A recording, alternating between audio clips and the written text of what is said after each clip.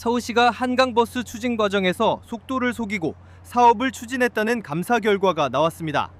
감사원은 오늘 서울시가 한강버스의 예상 속도가 14.5에서 15.6노트에 불과하다는 것을 알면서도 대외적으로 운항 속도를 17노트로 발표하고 이를 토대로 운항 계획 및 시간표를 수립했다는 감사 결과를 공개했습니다. 감사원은 사업 선박 12척 전부 서울시가 17노트 기준으로 발표한 운항 소요 시간을 충족하기 어렵다면서 시민의 출퇴근 편의성을 높인다는 사업 목적을 달성하지 못할 우려가 있다고 지적했습니다. 서울시는 지난해 2월 한강버스를 선보이며 마곡에서 잠실까지 75분 만에 주파 가능한 새 출퇴근 수단이라고 홍보했는데 실제 소요 시간은 2시간 넘게 걸리는 것으로 드러났습니다. 감사원은 서울시의 총 사업비 산정 절차에도 문제가 있다고 짚었습니다. 서울시가 총 사업비 산정을 할 때는 시 재정 투입분만을 계산해 액수를 줄이고 경제성 분석을 할 때는 시설 운영 관련 편익을 포함한 분석 결과를 인용해 관련 법규를 위반했다는 겁니다. 감사원은 서울시가 이 같은 방식으로 총 사업비 300억 원 이상인 신규 사업의 경우 행안부의 중앙투자심사를 받도록 한 규정을 회피한 것으로 보고 오세훈 시장에 대해 주의 처분했습니다. 하겠습니다. 2부에서는 저희가 한강버스 집중적으로 이야기를 좀 해볼 텐데요. 일단 뭐 한강버스 뉴스는 계속해서 반복적으로 나오고 있습니다. 사고가 났다. 그런데 어제 브리핑을 통해서 우리가 확인할 수 있었던 게 지난 8월 이후에요. 한강버스가 강 바닥이나 이물질에 닿았다는 보고가 15차례 있었고 이 가운데 13건이 이번 달에 집중됐다는 사실이 브리핑을 통해서 나왔습니다. 일단 한강버스 이야기를 함께 해주실 한겨레 논설실 권태호 실장 나오셨습니다. 어서 오십시오. 안녕하세요. 네, 그리고 신인규 변호사도 함께합니다. 어서 오십시오. 네, 안녕하세요. 오늘은 4시 반 딱 되면 신인규 변호사 가야 돼요. 네. 그래서 압축적으로 짧고 굵게, 말 길게 하면 자를 겁니다. 아무튼 네, 분초마다 최선을 다하겠습니다. 아니, 한강버스 사고가 이렇게 많았던 것이 안 알려졌던 이유는 뭘까요? 이 한강버스는 서울시에서 이제 사고가 나도 잘 얘기를 안 한 거죠. 보도자료. 그리고 이 한강버스를 보니까 제가 이게 좀 봤더니 이건 기본적으로 우리한테 안 맞는 거예요. 그렇죠. 이게 이제 이 도로 이제 그 보트 그러니까 배로 이렇게 그 교통수단 그 출퇴근 교통수단 한 도시가 꽤 있더라고요. 그러니까 홍콩, 시드니, 뉴욕, 샌프란시스코, 스톡홀름, 코펜하겐 네네. 공통점이 다 바닷가예요. 그렇죠. 바다에 섬이 있고 이렇게 해서 하면 이게 굉장히 효율적이죠. 이게 기차로 가거나 도로로 가는 것보다. 그런데 그리고 또 하나는 이런 데는 유럽 템스강하고 세느강하고 하산계수가 1:8이에요. 그렇습니다.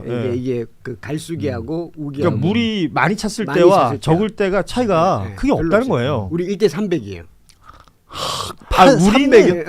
우리는 그러니까 우리가 이제 몬순 기후라고 그러잖아요. 네, 그래서 네. 우리는 저 여름에 장마가 있고 비가 와서 홍수가 나오고 네. 그런 것들 때문에 우리가 지금 말하는 둔치, 옛날 말로 고수부지 이런 것들을 만드는 거 아니야. 그런데 걷다 대고 지금 배 띄워가지고 그렇죠. 아유. 그러니까 겨울에는 이게 또 강이 얼죠. 겨울에. 고수부지를 길게 해야 되고 그러다 보니까 이게 전철하고 멀어져요. 근데 뉴욕 같은 데는 이게 허드슨강이나 이쪽은 이제 비가 와도 그렇게 많이 안 오니까 그러면 전철역이 인근에 있어요. 네. 그러면 내려서 금방 갈 수 있으니까 그건 효율적이 될 수 있는 거고 사람들이 많이 타는데 기본적으로 안 맞기 때문에 우리는 유람선 정도여야 되는데 이거를 교통수단으로 하려니까 문제가 되고 왜 사고가 자꾸 나도 그 생각했거든요. 그러니까 유람선은 왜 사고가 났는데 이거 왜 자꾸 사고가 나지? 그랬더니 유람선 선장들이 연봉이 한 7천만에서 1억 정도 넘어요. 꽤 베테랑들이고 그 사람들은 베테랑들은 유람선 가는 거예요. 그러니까 여기는 견습생들하고 연봉 이제 좀 이거 비하는 건 아닙니다만은 연봉 한 3,500만 원에서 5천만 원 정도 그러니까 업력이 좀 수준의 적은 분들. 그리고 경험이 없죠. 그러니까 이제 왜 바닥에 한강버스는 왜 바닥에 걸리고 유람선은 안 걸릴까? 그 생각도 해봤거든요. 이게 이제 약간 경험이 부족하고 그리고 이게 버스는 많이 쓰잖아요. 유람선 한번 가서 저 갔다니까 이제 그 강 중간에 이제 넉넉하게 천천히 가도 되는데 이거는 서고 해야 되니까 강변으로 가야 되니까 걸릴 위험이 더 높은 거예요. 그렇죠. 그래서 결과적으로 안 맞는 걸 무리하게 하는데 그리고 또 한 가지 이런 거는 진짜 말이 좀 길다는 죄송합니다. 딱 한 가지 할게요. 이게 오세훈 시장이 2007년도에 한강 택시를 했어요. 네. 17년 연속 적자예요. 그래서 2020 작년에 폐지했고 그리고 하루 승객이 1명 내지 2명이에요. 연간 50명이에요. 그러면 오세훈 시장은 이거 안 된다는 거를 알았을 텐데도 했어요. 이건 문제가 있는 거죠. 예, 지금 뭐 한강버스의 총체적인 어떤 문제를 우리 권태우 실장이 짚어주신 겁니다. 그런데 지금 이 이야기가 이제서야 알려지고 있는 것도 사실은 이상한 일이에요. 이게 논의가 시작될 때부터 이 이야기가 있었어야 되는 겁니다.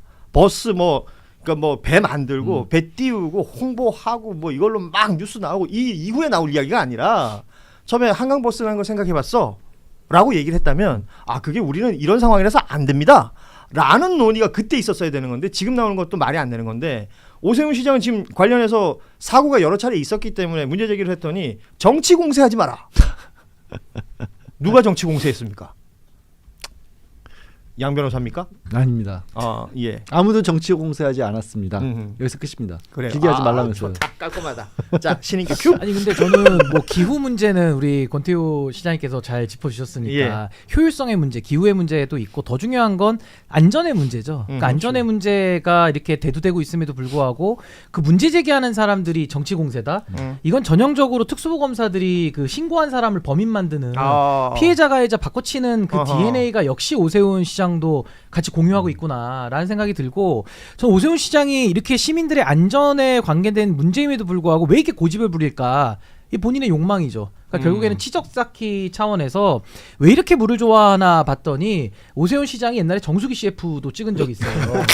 그리고 그 이후에 MB의 후계자로서 MB 하면 4대강 아닙니까? 4대강 청계천이 물을 좋아하잖아요. 그러니까 오세훈 시장이 이 물과 관련된 이미지 예. 계속 가져가려고 하다 보니까 한강 택시 이제 한강 버스까지 나온 겁니다. 그래서 저는 좀 시장이라는 자리가 국민들의 시민들의 세금 가지고 시민들의 삶을 안정시키고 발전시키는 데에다가 행정을 투입을 해야지 자기 하고 싶은 거 하는 곳이 아니거든요. 자아 실현의 공간이 아니기 때문에 저는 오세훈 시장이 좀 이건 좀 정신을 좀 차려야 된다. 비판해도 듣지 않거든요. 그렇죠. 정신을 차려야 될 것 정신을 같습니다. 차려야 된다. 우리 진행자님이 저는 굉장히 중요한 부분을 조금 전에 지적을 하셨는데 뭔가 시정을 하는 가운데 있어서 투명하고 공개적으로 문제 소지를 없애고 국민들의 의견을 들어가면서 해야 되는데 오세훈 시장이 한강에서만 그런 잘못된 일을 저지른 줄 알았더니 육상에 상륙을 해버렸어요. 그래서 이미 지금 광화문에 예. 그 뭐 저 총검하고 있는 거를 돌멩이지. 이거 짓기 시작을 착공을 어제 했다는 했다고 착공을 겁니다. 했다라는 거고요.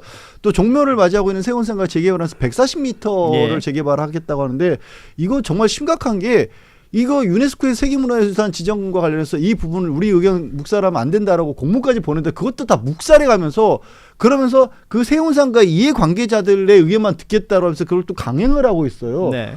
아니 저는 그러니까 반대할 걸 뻔히 아니까 이제는 아예 그냥 모르게 해버려요. 아니 이게 지금 어떻게 보면 그 이 민주주의 시대에서 지방 자치를 하겠다는 자치단체장이 할 수 있는 일이 아니잖아요. 더더군다나 이거 육상에 상륙한 정도가 아니라 종묘가 서울시장이 마음대로 할 수 있는 데입니까 거기가? 광화문이 서울시장이 마음대로 할 수 있는 공간이에요? 아무것도 없어요 이 사람은 지금. 시장이 저는 왜 저럴까를 생각해보다 아까 욕망 말씀드렸는데 지금 당내 사정이 굉장히 복잡하잖아요. 당내에서 뭐 장동혁, 한동훈 뭐 이렇게 뭐 민심을 앞세울 거냐 당심을 앞세울 거냐 이런 약간 굉장히 좀 애매모호한 위치에 지금 취해 있기 때문에 저 오세훈 시장이 오히려 이런 식의 본인이 하고 싶었던 행정들 여기에 몰입을 하면서 오히려 당내 그 구도를 더 정리해 나가는 거 아니야. 그러니까 요약하면 자기 정치를 위해서 지금 이 서울이라는 도시를 완전히 지금 이용하고 있는 거 아니냐. 저 이런 생각이 듭니다. 지금 뭐 말씀해 주셨지만 허민유산청장이 어제 그 기자회견을 했습니다. 유네스코에서 연락이 왔다는 거예요. 고층 건물 개발로 종묘 훼손이 우려되고 세계 유산 영향 평가를 반드시 받도록 공고하는 내용의 문서가 도착했다. 이걸 그래서 서울시로 보냈다는 겁니다. 그래서 이 내용들을 그럼 문제 해결을 해야 될 테니까 그러니까 서울시나 문체부, 유산청 등 관계기관의 조정 회의를 구성하자. 이렇게 제안을 했더니 서울시도 회의 구성에는 환영 의사를 밝힌다면서 대변인 명의로 나온 이야기가 앞서 얘기했던 거라고 반복됩니다. 유산청장이 종묘 경관 훼손 가능성을 반복 제기하면서 세계 유산 영향 평가를 지속해서 압박하는 데 대해서 깊은 유감을 표한다. 세운 4구역 재개발이 쟁점화된 이후에야 뒤늦게 이를 그러니까 세계 유산지구 지정 이런 것들을 관련해서 지정하는 것은 서울시의 특정 사업을 겨냥하기 위한 것이다라는 입장을 냈고 이 모든 내용들을 다 정리하면 앞서 이야기하고 같은 거죠. 왜 자꾸 정쟁화시키냐라고 오히려 서울시에서 항변을 하는 것 같아요. 근데 이것도 이게 세운상가 얘기하면 꼭 하는 얘기가 그겁니다. 아 그럼 세운상가 그대로 내버려 두잔 말이냐. 세운상가를 개발하지 말자는 게 아니잖아요. 꼭 논점을 비틀어 버려요. 그리고 세운상가는 2014년도에 55m 그렇죠. 한 15층 정도로 그때는 문화재청하고 다 협의해서 예. 하기로 돼 있었어요. 그리고 2019년, 20년에 착공을 하기로 돼 있는데 이제 그 조합원들 간에 이견이 좀 있었고 그리고 그 코로나 팬데믹이 와서 이게 중단되다시피 한 거예요. 그런데 2021년 4월에 이제 오세훈 시장이 그 취임하면서 이걸 다 스톱시킨 거예요. 그렇습니다. 그러면서 이걸 확 올려버린 거잖아요. 예. 확 올려버리니까 이제 그러면서 이제 10월 30일 날 이제 고시를 하면서 이제 이렇게 문제가 된 거지. 이걸 왜 지금 가만히 있다 왜 이제 와서 하느냐라고 그렇게 주장한 게 말이 안 맞고 그리고 세운상가 개발하지 말자는 얘기도 말이 안 맞고 그래서 지금 오세훈 시장은 이거를 용적률을 올려서 이렇게 높게 하고 대신에 여기 광화문 한 4배 정도의 광장에 녹지축을 만들어서 그걸 자신의 업적으로 가져가려고 하는 것 같아요. 네. 근데 그때 이제 종묘에 대한 그거는 고려를 안 한 거죠. 그렇죠. 그러면서 하는 얘기가 그렇게 높이 올려도 종묘의 정면에서 바라보면 안 보인다. 옆으로 틀어야지 보인다. 높이 있는 게. 예. 이걸 지금 해명이랍시고 하고 있고 본인이 그 조금 전에 얘기했던 한강버스 지금 진수식 하면서 막 울면 왜 이렇게 울어요 근데 눈물하고 자꾸? 물과도 정수기로 시작하면 다 풀립니다. 그러니까 눈물도 많아요. 막 명태균 울면서 씨 얘기. 세계에서 가장 아름다운 강변을 만들겠다고 하는데 마치 그렇게 얘기를 하면 도시의 환경이라든가 도시 미관이라든가 이런 데 관심이 많은 사람인 것처럼 그렇게 얘기를 했다가 또 종묘 가가지고는 140층도 상관없어요 이러고 있어요. 그러니까 철학도 없고. 근데 이게 되게 웃긴 게 뭐냐면요. 오세훈 시장처럼 이렇게 시정에 임하면요. 시 거덜나지 않겠습니까? 이거 지금 누가 문제 제기했습니까? 뭐 총리가 먼저 꺼낸 얘기가 아니고 유네스코에서 예. 먼저 문제 제기를 했는데 서울시가 뭉개고 가니까 더 일이 커진 거잖아요. 그렇습니다. 그럼 예. 거기에 대해서는 본인들의 업무 미숙에 대해서 사과를 해도 지금 될까 말까인데 오히려 뻔뻔하게 나오지 않습니까? 그렇죠. 이거는 정말 처음에 영어로 영어라 와서 모른대요. 영어라 못 뭔지 못사한테 네. 영어 네. 편지 잘 네. 썼잖아요. 음. 그러니까 그것도 선택적으로 영어를 또 활용하는 이 모습이 나오는 거고. 미 동부 영어하고 서부 영어 좀 다른 아, 달라서 뭐 시차가 있나요 거기도? 아니 근데 저는 이런 식으로 종묘 관련된 문화재와 관련된 우려가 있는데도 뭐 140층으로 뭐 세우겠다 건물 세우겠다 이렇게 나오면요 140m. 거의 무슨 공유지의 비극처럼 갈 수 있어요. 그러면은 왜 민주당에서도 왜 공약 못 합니까? 아 170층으로 하죠. 그럼 다른 사람이 한 200층으로 하고 말이 됩니까? 그러면 그런 논리로 하면은 서울에 있는 그린벨트 다 풀어야죠. 예. 풀고 거기다 다 집져야죠 그러면. 그러니까 이런 식의 정말 아까 우리 양 변호사님 말씀하신 대로 철학도 없고 원칙도 없고 정말 생각 자체가 있나 싶을 정도로 정말 무모한 행정으로 정말 시민들을 볼모 삼고 있는 거 아니냐. 전 그런 생각이 듭니다. 그러니까 오세훈 시장의 지금 이런 모습은 어찌됐건 선수로는 4선째 서울시장을 하고 있는 거 아니에요. 그 4선이라는 그 시간 동안 오세훈을 응원해줬던 예를 들면 이제 당선시켜줬던 가장 기본적인 이유가 부동산 이슈였던 것 같습니다. 결국 그 이익 집단 본인에게 표를 줄 수 있는 누군가에게 어필할 수 있는 계속해서 무언가만 생각하는 것 같아요. 그러니까 종묘에 뭐 경관이건 문화재로서의 어떤 가치건 뭐 이게 서울시의 것이건 아니면 전 국민의 것이건 중요하지 않은 겁니다. 세운상가 거기를 재개발해야 되는데 이 사람들은 확실히 내 표를 만들려면 어떻게 해줘야 될까? 요거 55m 가지고는 안 되겠네?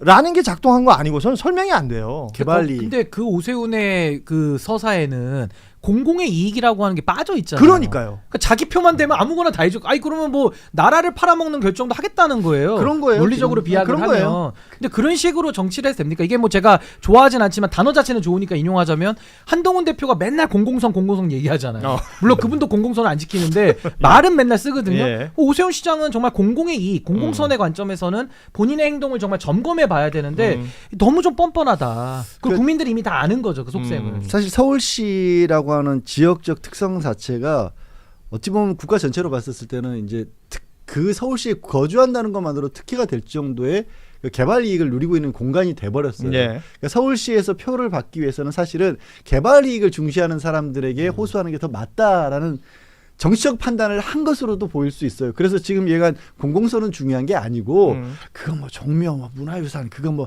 거기 몇 주이나 되는 사람들이겠어요. 그거 아이고 문화예술 따지고 역사 따지는 사람들 몇 표 안 돼. 차라리 거기 세운상가 140m 올려가지고 내가 서울시장이 됐으면 제가 서울시장 돼가지고도 서울시장 지지율을 끌어올렸던 게 주변의 아파트들 다 재개발 다 풀어줘가지고 지금 더 지지율을 끌어오는 거 아니에요. 그 모습만 보여주겠다는 거예요. 한강버스 나 지지하는 분들은 버스 안 타. 이런 거예요 지금 예. 태도가. 그러니까 그게 정말 생각이 없다는 게 지금 대한민국이 지방은 소멸 상태고 수도권은 집중으로 망하고 있거든요. 더 집중시켜. 근데 그 상황에서 서울시장이라는 자가 또 5선에 도전하겠다라는 자가 서울을 더 많은 사람들이 밀집하고 더 많은 사람들이 모여서 다 같이 죽자는 거예요. 예. 어떻게 이런 식의 정말 철진한 그 개발 이론에만 매몰돼 가지고 본인의 이익만 되면 뭐든지 하겠다. 이거 정말 정치를 하는 것이 맞느냐? 저는 정말 근본적인 부분에 대한 아니, 질문을 던져야 된다고 만약 봅니다. 양보를 해서 예를 들면 어떤 사람은 그런 생각을 할 수도 있죠. 야, 종묘보다도 이렇게 해서 그 광장 넓게 빼고 빌딩은 좀 높게 하는 게 어떻겠냐 그렇게 생각하는 사람이 있을 수도 있죠. 우리 지자체장들이 너무 해외 많이 안 나가는 게 좋을 것 같아요. 이게 주로 이제 뉴욕 가서 센트럴파크 이런 거 그렇죠. 보고 예. 이제 여기도 그런데 뉴욕하고 서울은 기본적으로 역사성이 다르기 때문에 그렇습니다. 같은 도시 예. 개발을 그렇게 할 수 없거든요. 근데 어쨌든 간에 그렇다 하더라도 이걸 그러면 시민들이 같이 논의하고 같이 얘기를 해봐야 되는 거죠. 근데 일시망적으로 이렇게 하는 거는 적절치 않다고 보죠. 그렇습니다. 자, 오세훈 시장 관련된 이야기는 후속 보도 있으면 더 하도록 하고 오세훈 시장은 이제 당연히 오세훈 시장보다 더 잘할 거라고 생각하시니까 출마를 하시는 걸 거고 오세훈 그렇죠. 예, 오세훈 시장을 평가하신다면 시장으로서 뭐 점수 매기는 게 좀 뭐 불편하실 수는 있겠습니다만 그냥 심플하게 우리가 생각하기 쉽게 네, 점수를 매겨주신다면 어느 정도 매기시겠어요? 글쎄 뭐 점수를 어떻게 매길 수 있겠습니까? 예, 매기기가 불가할 것 같은데 아 점수 자체가 과락에 가깝습니까? 그런 뜻은 아니고요. 예. 네. 요즘 보면 네. 최근 들어서 오세훈 시장이 하는 일이 네. 뭐 제대로 시민들께 평가받고 있는 게 있습니까? 저는 좀 의문이다. 네. 예. 아, 혹시 그 뭐 만족감을 느끼는 사업이 있는지, 네. 예, 그게 좀 별로 생각이 안 난다. 시민분들이 보실 때 만족감 느낄 만한 시정이라는 게 생각나는 게 전혀 없다. 아마 팍 눈에 떠오르는 게 별로 없을 것 같다 아. 생각합니다. 대신 네. 세금 아깝다고 느끼는 건 많이 생각날 것 같고요. 네. 뭐 한강에 띄운 뭐라든지. 네. 근데 이제 어쨌든 오세훈 시장도 그러니까 어쨌든 오세훈 시장 입장에서도 정원호 구청장을 가장 강력한 경쟁자라고 생각을 하는 것 같아요. 그래서 사실 몇 개월 전만 해도 그 정 구청장님에 대한 평가가 굉장히 후했었는데 최근 들어서는 각을 많이 세우더라고요. 그래서 네. 보니까 뭐 삼표 시멘트 공장 이전한 그것도 다 내공이다. 음. 오히려 정원호 구청장 때문에 이전하는 절차가 10년도 늦어졌다. 근데 무슨 일 잘한다고 하느냐 이런 주장을 또 하시던데요. 그래서 제가 오세훈 시장님께 좀 드리고 싶은 말씀은 이게 한 공백기가 10년 있었잖아요. 시장 하시다가 시장이 네. 하시다가 무상급식 반대하면서 예. 사표 내고 나갔다가 다시 복귀하는 게 10년 걸렸어요. 네. 네. 그 10년 동안에 업데이트가 안 되신 것 같아요. 잘. 아. 그러니까 이게 이게 좀 시기에 대해서 혼돈이 너무 많으세요. 네. 그리고 어떤 사건의 진행 과정에 대해서 네. 정확하게 정리가 안 되신 것 같아요.